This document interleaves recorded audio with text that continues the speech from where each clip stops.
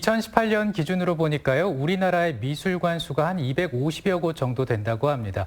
그 가운데 한 절반 이상이 개인이 개관한 살인미술관이라고 하는데 그만큼 살인미술의 역할이 중요해졌다 이렇게 볼 수가 있겠죠. 그렇죠. 청주만 하더라도 사실 살인미술관들이 다양한 전시회를 열고 있어서 네. 우리에게 감성을 아주 크게 확장시켜주고 있는데요. 이 전국에는 살인미술관 협회가 있습니다. 네. 이 살인미술관 협회에 충북의 한 살인미술관장께서 협회장을 맡게 되셨습니다.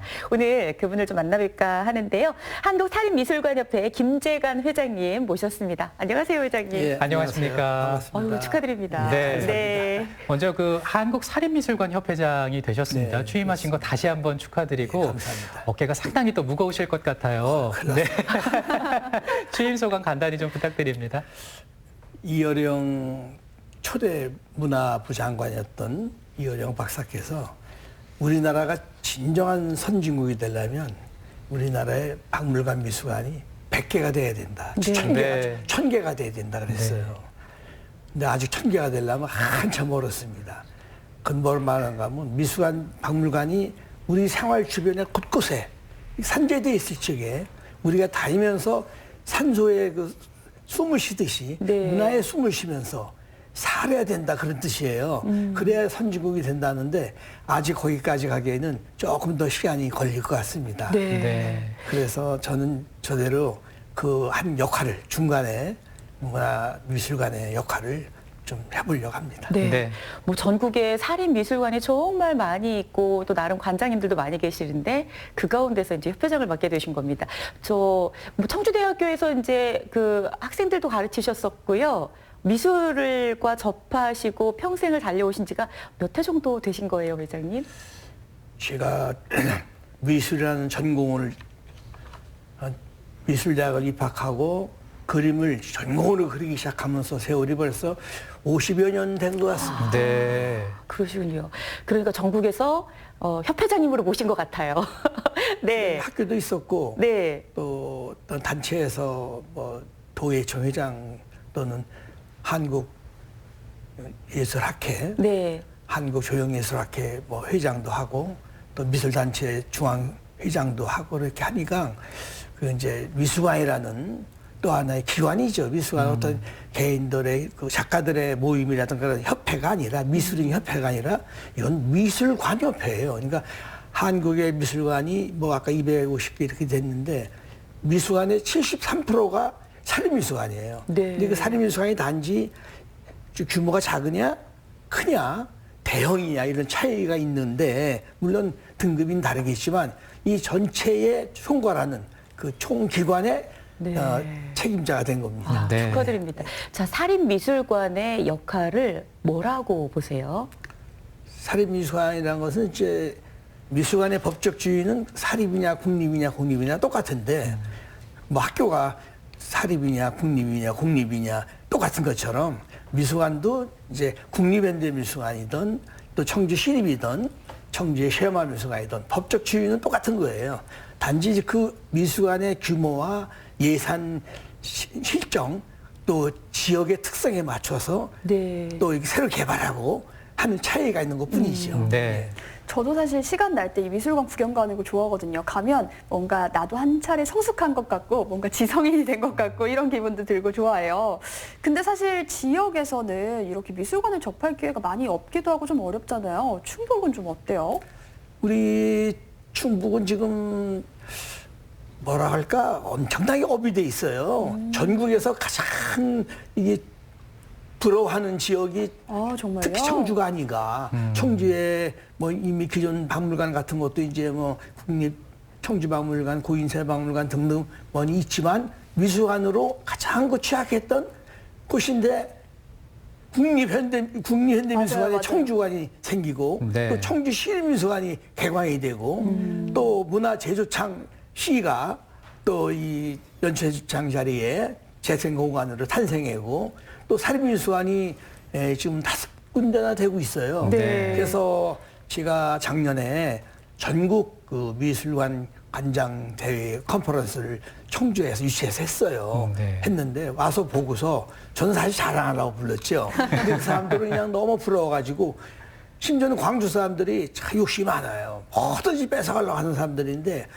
청주에다가 국립현대미술관 분관을 제일 먼저 뺏긴 거를 제일 부러워해요. 그 정도로 우리 청주라는 의상은 문화예술의 어떤 그 메카가 돼버렸다. 네. 그렇게 생각하면 되겠습니다. 네. 그러네요. 네, 이렇게 또 말씀을 해 주셨지만 어찌됐든 그 미술이 좀 더 발전하기 위해서 우리 한국 미술 말이죠. 어떤 시스템이 좀 잘 갖춰져 있어야 될 것 같아요. 근데 이 시스템을 보면 우리나라보다는 외국의 사례를 좀 더 많이 집중해서 보게 되는데 관장님께서는 외국도 좀 많이 보셨을 것 같아요. 이건 좀 괜찮았다는 그 외국의 시스템 사례 뭐가 있을까요? 파리 같은 데에 있는 이제 사립미술관 중 하나를 루이비통 미술관 같은 데는 이제 기업에서 이렇게 하는 거지만 그 건물 자체도 그 병을 쌓아놓은 것처럼 우리가 이제 요즘 건축물이 옛날 집을 짓는 그런 형식으로 짓지 않고 네. 예술가의 작품의 한 부분을 따다가 집을 짓지 않습니까? 그렇게 해서 이제 독특한 문화를 만드는데 우리 지역에 아직 그런 건 없어요. 없는데 이제 해나가야 되는데 또 일본의 하라미수관 같은 데 보면은 그 시나가와라는 도쿄 시나가와라는 지역에 있는데 거기는 전쟁 때 폐허가 됐던 곳이에요. 그러면 폐허된 건물을 그대로 놔두고 이게 집이 이루어진 거예요. 건물들이 미술관이요. 네. 근데 규모는 작지만 아주 굉장히 그 뭐랄까 창의적 세계가 높은 그런 독특한 미술관인데 우리나라에도 그런 곳들이 지금 굉장히 좀 많이 장소가 많지 않습니까? 우리나라도 물론 불행했던 거지만 전쟁도 겪었고 일제 침략기도 있었고 뭐 이런 등등 있는데 이러했던 역사의 흔적들이 미술관이라는 다시 모습으로 박물관의 모습으로 다시 태어나는 거예요.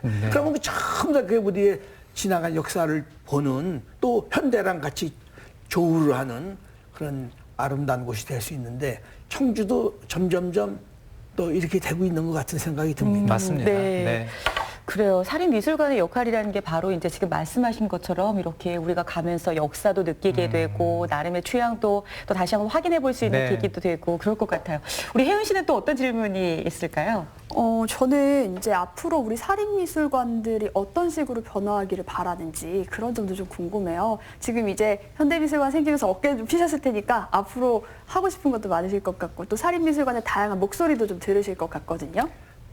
제가 그 미술관이 이제 좀 작은 미술관인데도 불구하고 전국 회장이 된 데는 이유가 최근 몇 년 동안 전국에서 미술관 경영이 가장 잘한 전시 프로그램, 교육 프로그램 등의 모든 부분에서 최고 평점을 받았기 때문에 저한테 한번 미술관을 한번 중앙회장을 맡아라 해서 하게 된 건데요. 네. 사실 뭐 그런 회장 같은 데 욕심도 없었는데 어떻게 하게 됐습니다. 그런데 그 미술관들은 사립미술관은 공공미술관보다 훨씬 더 지역의 그 특성을 살려가면서 할 수가 있지 않나.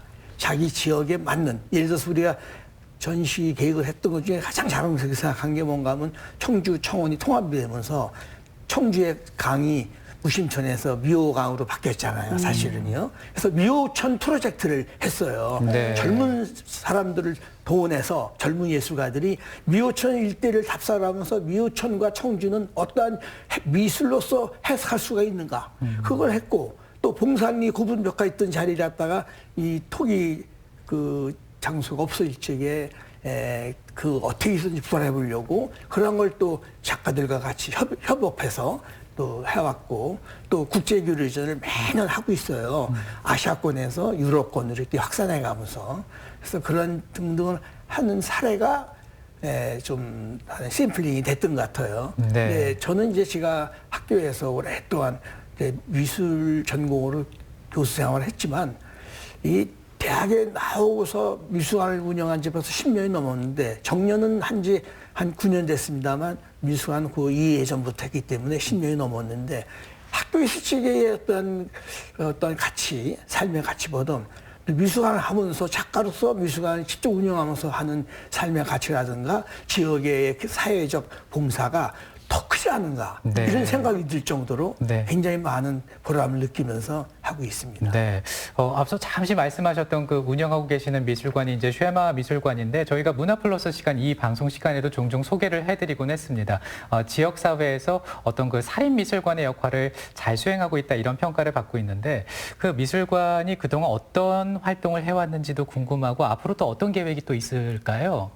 지금 미술관이 주안점을 두고 하는 교육은 옛날에는 전시 기능이 중점이었는데 요즘은 전시만이 아니라 그 교육 기념으로 점점 바뀌고 있어요. 네. 그 세계적인 추세입니다. 네. 옛날에 예를 들어서 큐레이터가 10명이면 학예사가 교육사가 에듀케이터죠. 교육사가 뭐 2명, 3명이 불과했는데 역전되고 있습니다.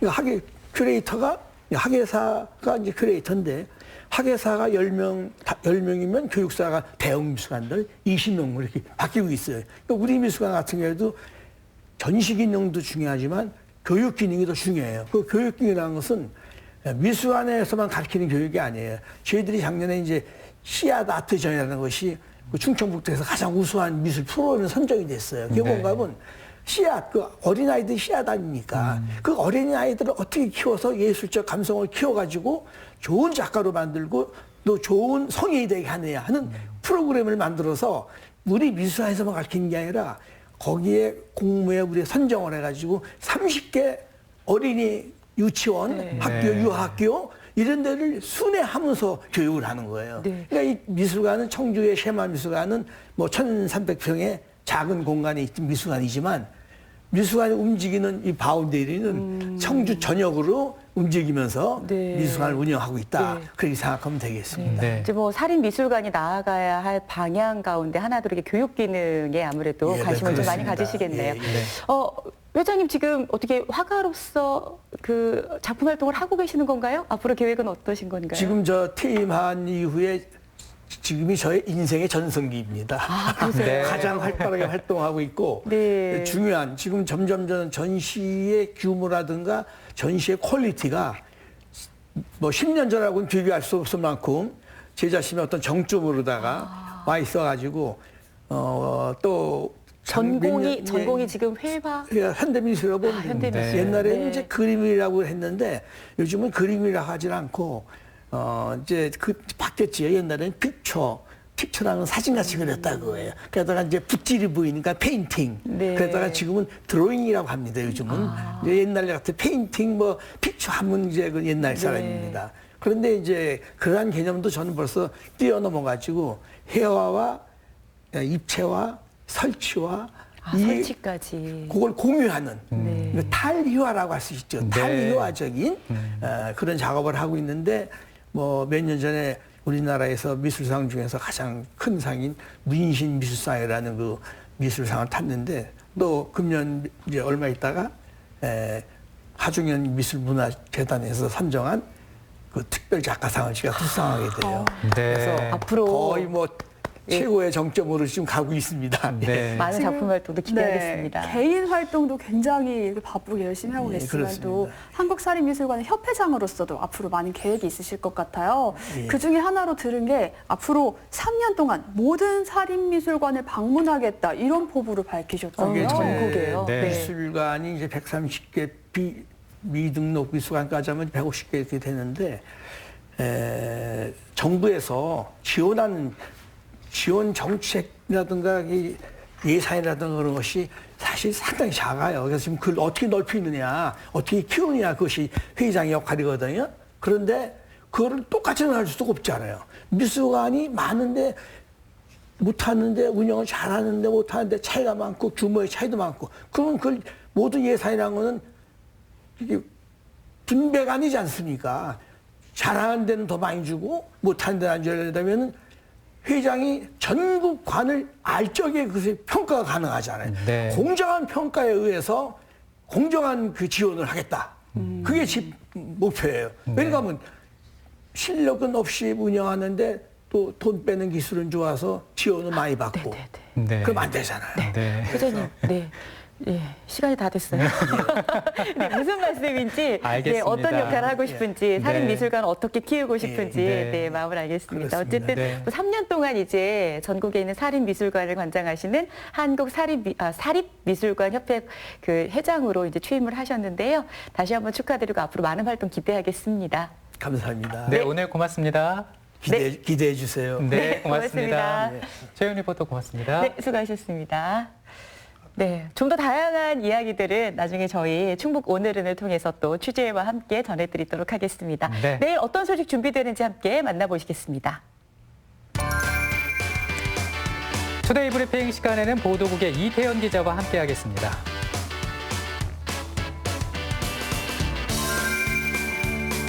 희망 기업 당신을 응원합니다에서는 높은 기술력과 노하우를 필요로 하는 배전관 제조 전문 기업 소개해드립니다. 충북 오늘은 후에서는 우리 마을을 행복하게 만드는 방법, 행복마을 사업에 대해 충청북도 균형건설국 김경희 균형발전팀장과 이야기 나누겠습니다. 우리 몸에 말초동맥에 문제가 생기면 경련이나 통증이 생길 수가 있는데요. 근데 코코아를 마시는 것도 무언가 이거 예방을 하는 데 도움이 된다는 연구 결과가 있네요. 네, 코코아에는 에피카데킨이라는 성분이 들어있는데요. 네. 혈액순환을 조금 더 원활하게 도와준다고 합니다. 달달한 코코아가 아니라 카카오 함유율이 85% 이상 되는 네. 이런 그 코코아가 도움이 된다고 하네요. 네, 오늘도 건강하게 보내시고요. 저희는 내일 또 인사드리겠습니다. 고맙습니다. 고맙습니다.